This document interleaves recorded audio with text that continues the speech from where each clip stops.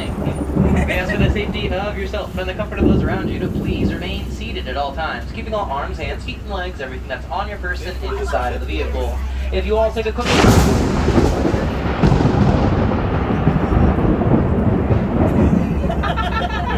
If you take a quick look above you, you're going to see the animal spotting guide. That guide's going to help you to identify some of the animals that we might come across here this spooky day.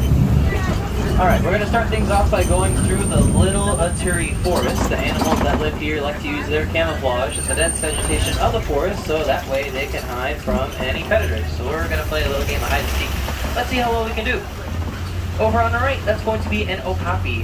The okapi is the only living relative of the giraffe, and we're able to tell because of their skull structure, and they have a long, prehensile tongue, just like a giraffe has. Over on our left, there's a beautiful black and white feathered bird. There's two of them. They're called saddle-billed storks. They can reach heights of about 3 to 4 feet tall. They have a wingspan of about 9 feet. They do not vocalize, but they communicate with one another by rattling their bills. A couple of bongos up ahead. Beautiful red-orange coated antelope. They're nicknamed the ghosts of the forest because they are rarely seen. If you take a look at the bongo's horns, you'll notice that they are pretty heavy. They tilt backwards, helps them to get through the dense underbush with better ease. Bongos are the largest forest antelope. Each one weighs about 350 pounds once they're fully grown. We're going to be passing by this watering hole on our left. Favorite gathering spot for lots of different animals. Those look like a couple of the trees have been bulldozed up. Take a look up ahead on our left. There's going to be a black rhinoceros. There are currently less than 5,000 black rhinos up in the wild, as they are he's up on the top. For their horn. Lots of different cultures believe that their horns have medicinal purposes, but it's actually made out of keratin, just like our hair and our fingernails. We can tell that a black rhino is a black rhino. They have a pointed upper lip, helps them to browse around here in the forest. Black rhinos typically weigh about 3,000 pounds, and they can charge up to speeds of 35 miles an hour. Over on our right, a couple of greater kudu. Most similarly looking like the North American deer, we're able to tell that these greater kudu are females as they do not have any horns, only the males do. And those horns can reach about 6 feet in length. The greater kudu can also leap about 8 feet high. That's how they outmaneuver any predators. If you'd like a better reference of how long the greater kudu's horns get, there's the male greater kudu on your animal spotting guide. Rain's starting to pick up a little bit, but we'll make our way out of the forest and head over to the Safi River next. Animals in the Safi River thrive in aquatic environments, so if you will take another look at that animal spotting guide, you may want to be mindful of which animals on there are typically found in or around some water.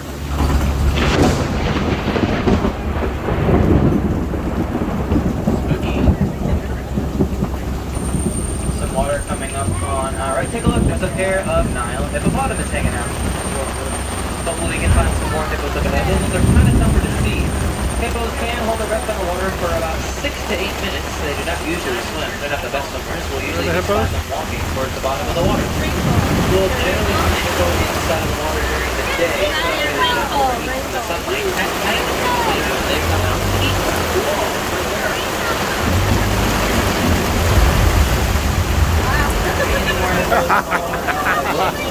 If we take a look on top of the small island, those are going to be pink-back pelicans. They get their heat coloration from mating season. They are colonial nesters, which means that they can nest up with about 20 to 500 other pelicans. They have a wingspan of about 7 to 9 feet. They are one of 8 different breathing species of pelicans.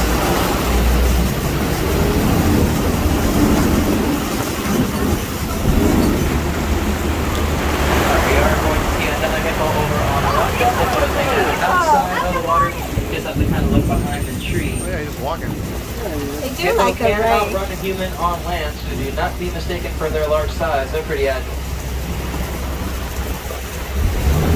Coming up on our left, we will be crossing over some fearsome Nile crocodiles.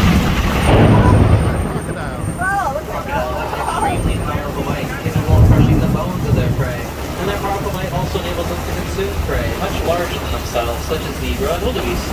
Their jaws are gentle enough that they can move around their baby eggs, usually find a mother carrying some eggs in her mouth. The crocodiles are ectothermic, which means that they take on the surrounding temperature of their environment, and will usually find them opening up their mouth, as that helps to release all the heat that's trapped inside of their bodies. The crocodiles only have about one full meal each week, but they have been known to go months without eating due to the scarcity of food.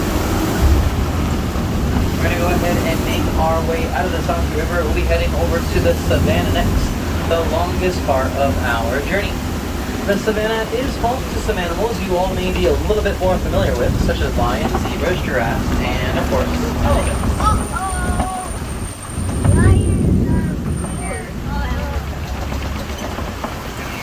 So the other animals left the range. Here it is, everyone. Yeah, there's zebras. This would be it, as there are many different types of animals migrating through here each and every year. As beautiful as the Savannah is, it is also extremely fragile. One piece being altered or removed could have detrimental effects on the animals that live here. Looks like we're first going to encounter a Hartman's mountain zebra out in the distance on our right. A group of zebras is called a dazzle. Common question about the zebras is if they're black or white animals. We're able to tell that they are black due to the color of their muzzle, so they're black animals with white stripes. With any luck, that zebra will stay put over there. There's actually a couple of them. Swing around, get a little bit closer so we can get some better photo opportunities. Looks like there's a herd of white-bearded wildebeest up ahead on our left-hand side as well.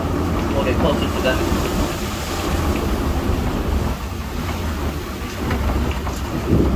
The den over on our left-hand side. Some prints in the dirt as well. But if we take a look, to get us in a better spot here, right in front of the den, that's going to be a spotted hyena. Hyenas live in a female-dominant hierarchy, with the lowest-ranking female outranking the highest-ranking male. Common misconception about the hyena is that they are scavengers, but they hunt the majority of the food that they eat. Get a closer view of the wildebeest as well. Wildebeest are the second largely dense pack mammal in the world, second only to us humans, of course. When they migrate, they cluster into groups of about 1.5 million and travel 500 to 1,000 miles. It's the largest migration of any animal on the planet, and it can't be viewed from space. It is called the Great Migration. We're going to be passing by a couple of termite mounds at the moment. Termite mounds are made out of dung, spit, and saliva, favorite scratching posts for lots of different animals. And when the termite mounds get worn down, the antelope look to stand on top of them. It gives them a little bit of a better leverage so they can see any predators from further away. Here's a better view of the Hartman's mountain zebra. These zebras actually have smaller hooves compared to other subspecies of zebra. It helps them to get on their mountain terrain out in the wild. As we are relatively closer to them, you all may notice that they have some extra flappy skin dangling off of their neck. That's called a dewlap. They are the only subspecies of zebra that have that, and it's used to help regulate their body temperature. These zebras are more closely related to horses, as other subspecies are more closely related to donkeys. As we are making our way through the savannah, we are going to notice that the ecosystem here has been heavily influenced due to all the different animals. We might see a couple of trees that have been bulldozed due to the elements. Part of the branches of the trees are starting to become bare due to the drought, and the Savannah grassland has been mowed down due to the wildebeest and all the different types of antelope. Some more termite mounds up ahead, but we can see that these ones have been scratched almost all the way down to the ground. A couple more of our wildebeest friends up ahead on our right. You all may notice that a couple of the wildebeest have some black stripes on their coat. Those are actually not going to be stripes at all. Those are sweat stains. It gets pretty hot over here in the savannah.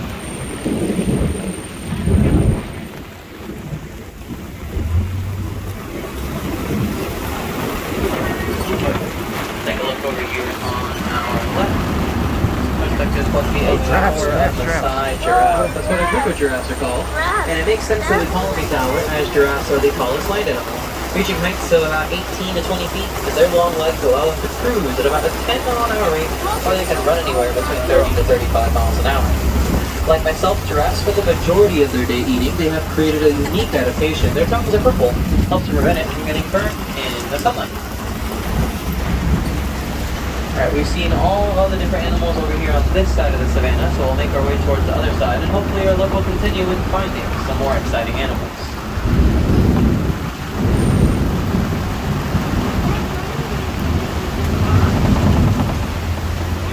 Off the open space on the right, and take a look, there's an African elephant on the right. We're able to tell that is an African elephant due to the shape of the ears. Their ears are sort of shaped like the continent of Africa. Elephants are, there's two of them. Elephants are highly social creatures, with the adult female spending the majority of time with her young. The adult male typically lives by himself or in a loose all-male group, something similar to a bachelor patch. Let's see if we can get a better photo opportunity of this elephant coming up on our right.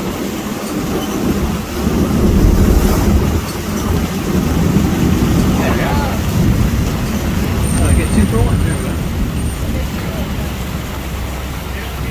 Get a great view of the elephant's prehensile trunk in action. As you can see, their trunk basically acts as a really long hand for them. Gets them all the food, water, or anything else that they'd really want. When the elephants are feeling a little overheated, we'll usually find them flapping around their ears a bit. They do that to cool themselves down, and they can reduce their body temperature by about 15 degrees. Doesn't seem to be a problem here at the moment.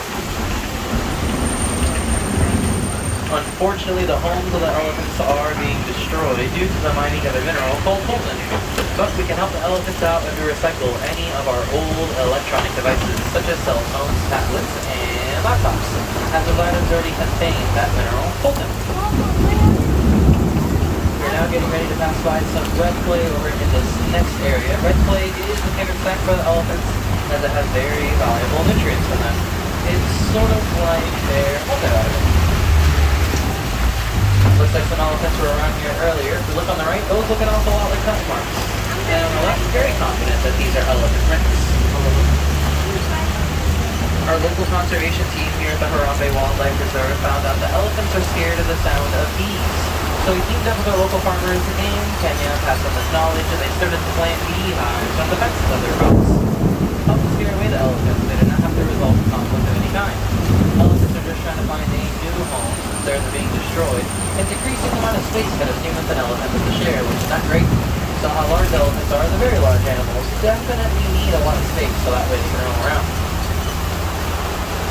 There's at least one more elephant over on our left. Elephants do live in a matriarch society, meaning that the dominant female is in charge of a herd. Trying to get us in the best spot possible. We're going to move up a little bit. You might have to turn your head around just to get a more clear, concise photograph. There we go.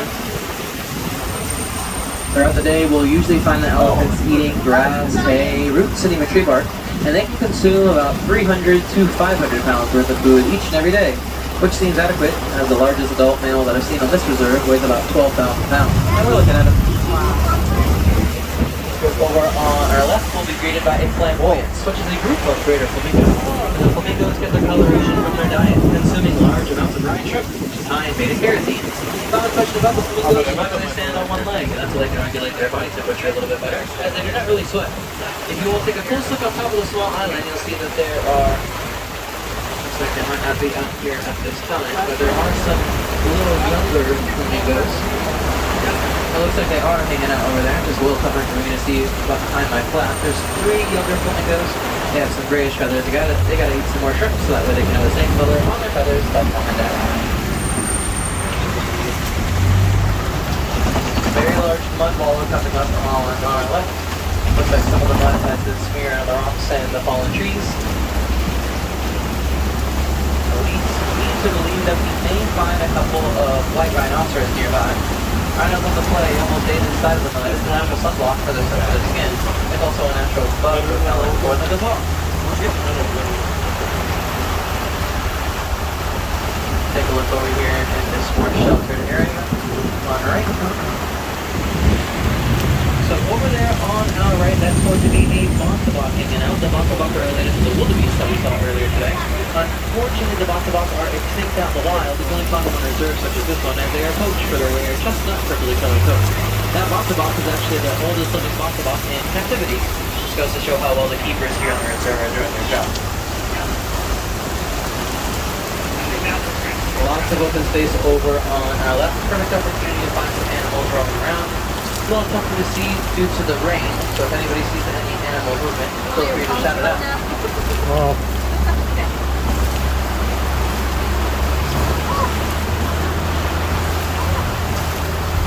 Let's take a look. There's a cheetah hanging out over here. 2 cheetahs. Cheetahs are the fastest land animal, reaching speeds of 60 to 70 miles an hour.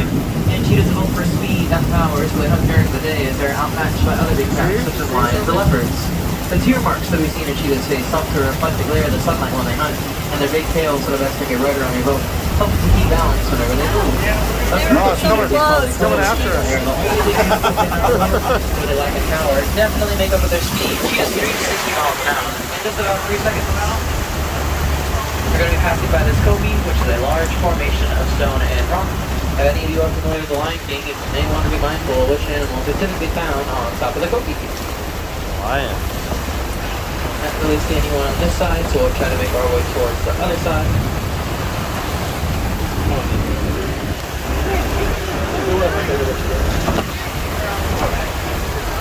I know, I like it. See if anyone's over on our right. Doesn't look like it.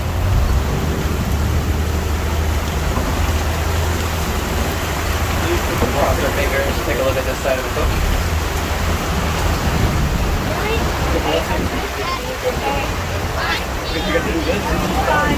Alright, so looks like anyone's here this time.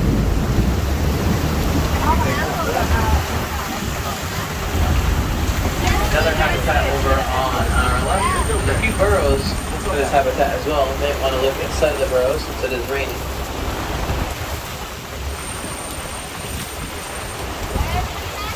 I don't really see anyone. We're coming up on our right. We take a look.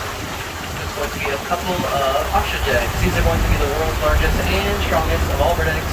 An adult human male could stand on these eggs and it would not break. One of those ostrich eggs is equivalent to about 2 dozen chicken eggs. One of those eggs weighs about 3 pounds.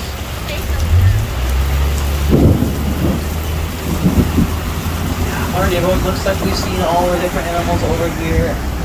So we're going to be making our way out and heading over to the Magadi Glen next.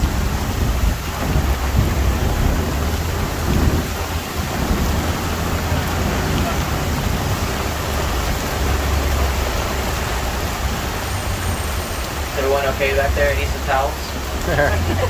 Good? Alright. I imagine y'all are getting wet. We are going to be passing by the warden's post. We'll see it over on our left.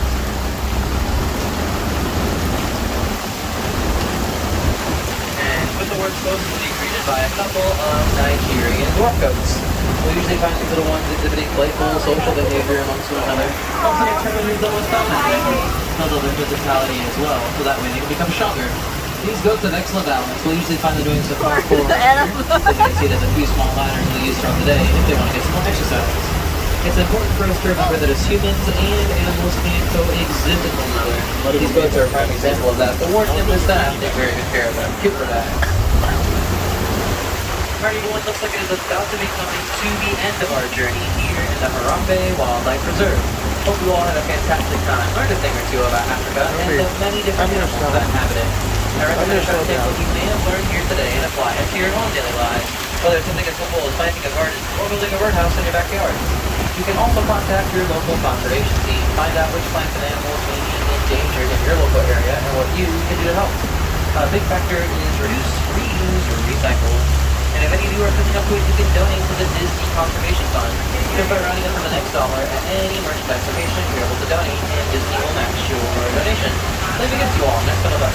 Your back to your friends and family members. Crossing a river. If any of you would like to seek out some additional information about any of the animals that we just saw, I recommend to watch any wildlife show on Disney Plus at National Geographic. In specific, there's a show on Disney Plus called The Magic of Disney's Animal Kingdom. It's on a first name basis.